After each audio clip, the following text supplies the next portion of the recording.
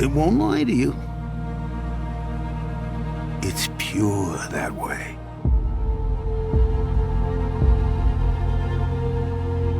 You might see a lot more than you wanted. In a film about memories, what is one memory that is personal to you? My early memories, still kind of come back to me in flashes. One of the early cars that we had was a white Honda Accord, I remember, in East London in must have been like 1983.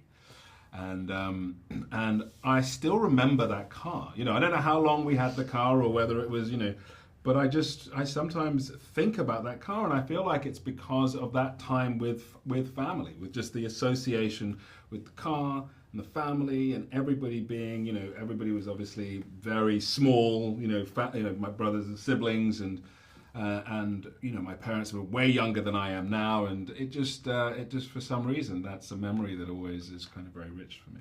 That's triggered a memory in me, which is that we used to drive around in this beat-up old Sherpa van, and we were driving down the motorway once and the wheel fell off.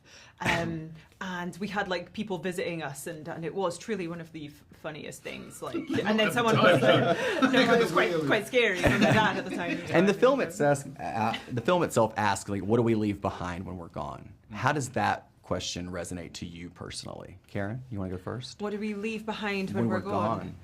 Legacy. Yeah, that definitely resonates with me, especially now that I've had a child.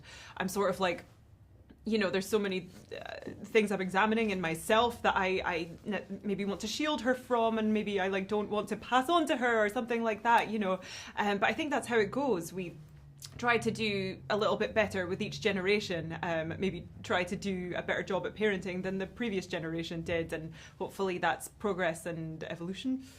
Yeah.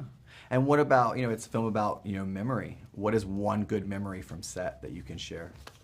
I think the whole experience, I feel like what Mike does incredibly well is create a kind of like a 360, a dimensional experience for the actors, so every person who is, every head of department, every person in the crew, every person that's working on the film is kind of working to a common goal, which is quite rare, to kind of feel that as you get your coffee in the morning and you're having these kind of chatettes, you just sort of but everybody is invested in a really profound way, and that to me was really rich, actually, a great way to work. What about you? A good memory from set? Yeah. God, there's so many. I think probably filming our scene where it's no spoilers, but it is, it's looking like it's the end of everything.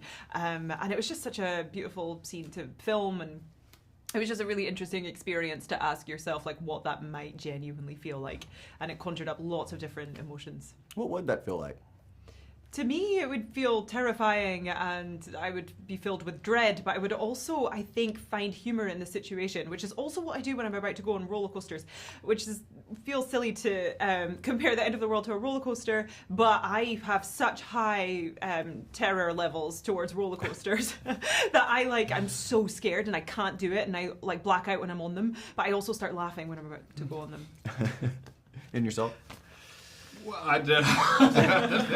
life is like a roller coaster in its own way. You just gotta ride it. You gotta ride it. It'll be a universe.